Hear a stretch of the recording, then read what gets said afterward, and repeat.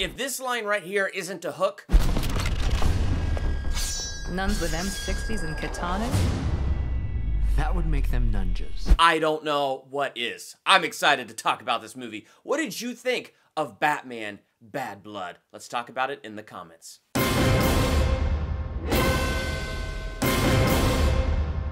Welcome to Durbania. I'm Durbin, and this is my spoiler talk review for Batman Bad Blood. We got the reign of the Supermen coming out here just around the corner. January 15th, it's going to be on digital HD. Cannot wait to see the conclusion to the death of Superman. That was such a great movie, and I'm so excited to see this that I'm diving back into some of these other DC animated universe movies and just getting pumped up. So I'm excited to talk about this movie and dive into it. Have you seen Batman Bad Blood? What did you think? Let's talk about it in the comments. I'm giving this movie an A- right out the gate. I already enjoyed it much better than Suicide Squad Hell to Pay, but that's also because I'm a little bit biased. I mean, I'm not the biggest fan of Suicide Squad, and Superman and Batman are my two all-time favorite superheroes, period. So, yeah, I'm definitely going to like a Batman movie way better than a Suicide Squad movie, except for Batman and Robin. But we don't speak of that one. This movie I thought was really interesting because it reminded me of how many great stories Batman has. And in the cinematic universe here, we haven't even just touched the tip of the iceberg of the great Batman stories that are out there, which is what I love about the DC animated universe, because it dives deep into all these different stories of these heroes, and I love these deep Batman stories. And what's really cool about this one, it's a Bat family story. I mean, we're talking Nightwing and Batwoman, Batwing, Robin. So this is dealing with the Bat family and not Batman himself because he's been kidnapped.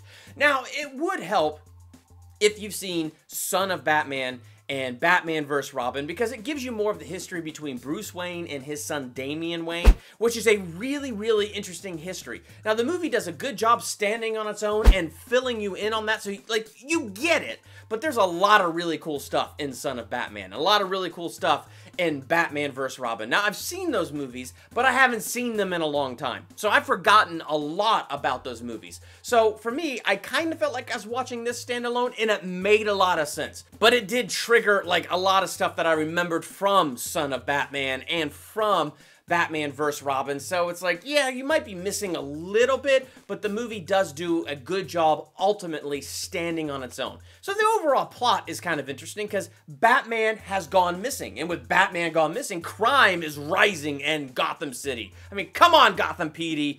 Get off your butts and do your flipping jobs. Come on, Commissioner Gordon. No offense here, but you can't just depend on a vigilante to do your job for you and then you get paid. Just, come on. And so this is what brings the Bat family together on a quest to save Batman. So already that's an interesting story because it's not Batman solving a crime. It's not Batman saving somebody. Batman's in trouble. Batman's missing. This is the quest to rescue him, and now it's dependent on the team that he's built to save him. And so the most interesting part of this movie is Dick Grayson for me, because at this point, Dick Grayson is no longer Robin. He hasn't been Robin in many years. He is Nightwing, trying to get out of Batman's shadow, get out of Bruce's shadow. He is angry at Bruce. He wants nothing to do with this guy. And now that he's gone missing, not only is he back in Batman's shadow, he's in Batman's shoes. He's wearing the Bat mask. He has to go out on the streets as Batman so the thugs don't think Batman is dead. So here's a character trying to escape Batman's shadow, and now he's literally got to be Batman. But now he's literally got to assume the mantle, so he has to assume that position of leadership. So when Damian Wayne shows up, because Bruce Wayne is missing, he's got to rein in Damian, who is a bit of a loose cannon. And so he's got to exercise that leadership muscle and bring Damian under his wing so him and Damian are working together and not in any way accidentally against each other. And then, of course, you got this other wild card, which is Batwoman. Now, I don't know much about Batwoman at all. Haven't watched the Arrowverse crossover with her yet. I'm waiting for all that to drop on Netflix. So I haven't watched any of that yet, so I know little to nothing about Catherine Kane and Batwoman and all that. But this movie did a good job giving me her origin, introducing me to her character. And she is a bit of a loose cannon. I mean, she has the same tragic backstory as Batman and Dick Grayson, and the fact that she has become what she has become out of loss and out of pain. Her mother and her twin sister and her were all kidnapped. The mother and twin sister killed. She survived. Later in life, she's addicted to drugs, gets mugged, and Batman saves her, and she determines that she never ever again wants to be a victim. So she takes up the Bat mantle. Not part of the Bat family, an independent vigilante, but she's lethal. Like, she goes around carrying a gun. And Dick Grayson finds that Batman has a file on her, that he's been following her for a few years, trying to figure out, do I take her out or take her under my wing? So Batman's trying to decide and to kind of determine her sanity here, and Batman's already determined her identity, and it turns out Dick Grayson and her knew each other as kids, so there was a bit of a base and a relationship there. So it's interesting because now there's no Batman, so Dick Grayson in this leadership role has to take a risk. So he has to take this risk and invite somebody else into the fold, which means they learn the secrets of the Bat family. Bruce Wayne is Batman, who Damian Wayne is, who Dick Grayson is, and all that stuff. I mean, she already knew Dick, but you get what I'm saying. Like, it's her being brought in on the secrets, and he has to take responsibility for that, and he has to bring her in so that they have some sort of help. So they do a good job introducing you to Batwoman, and also having this be a huge thing in Dick Grayson's character growth and his whole arc throughout this story. And then that brings us to Lucius Fox, which you know that guy from the Dark Knight trilogy if you don't know him from anything else. Morgan Freeman played him, the guy that helps Bruce Wayne with his tech and all that. So same character in this, but Lucius Fox has a son, Luke, and Lucius wants Luke to work for Wayne Enterprises and work for Bruce Wayne, but Luke is like, I suspect you're helping Batman.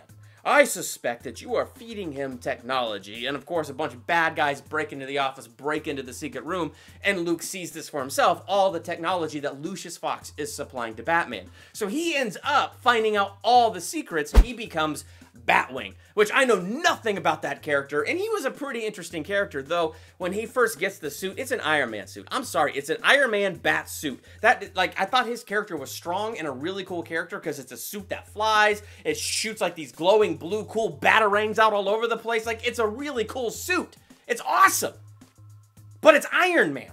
He learned that high-tech suit really fast. Like, really fast. He just seemed to have the hang of it, be able to fly, shoot the batarangs like crazy. Like, it's like all of a sudden all of that was already there. But putting that aside, he was a really cool character, and it was really cool to get to meet this character and then to have all of the Bat family working together.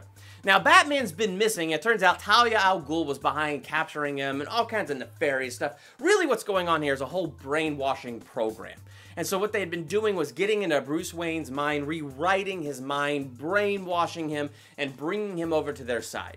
And so what happens is it's Batman versus the Bat family at the end. And that's really cool. And it's really not so much him versus the whole Bat family. It's Dick Grayson in his Nightwing outfit now versus this Batman. And when those two fight, it's pretty awesome. Like, the animation's cool, so when they do fight scenes and stuff in this, it looks good. And so you have Talia al Ghul versus Batwoman, so you get to see a League of Assassins person go up against Batwoman, so you really get to see how good Batwoman's training has been and how she can really hold her own. But the best part was Batman versus Nightwing.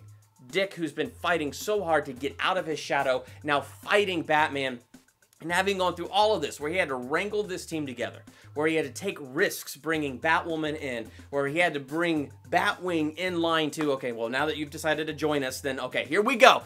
And so, like, he's gone through all of this growth, and finally at the end, he's got to talk Bruce Wayne out of all the confusion in his mind back out to the light so that he becomes himself again. And it's like in this moment where Dick Grayson sees Bruce Wayne is the guy that's understood us from the beginning. We needed family. We needed you. You're not just a mask. You're a man. The best man I've ever known. He understood so much of all of our pain that he was able to bring us together and give us a family.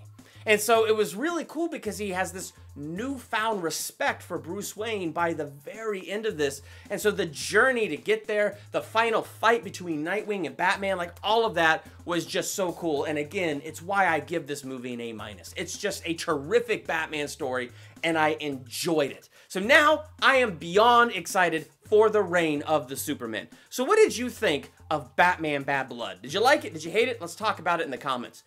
The reign of the Supermen. Are you excited for it? Yes or no? Let's talk about it in the comments. And while you're there, hit the subscribe button to become a Durbanian. Hit the bell by the subscribe button so you're notified for my next movie review, ranking video, theological analysis, or anything else I do here. I'm Durbin. Thanks for checking out Durbania.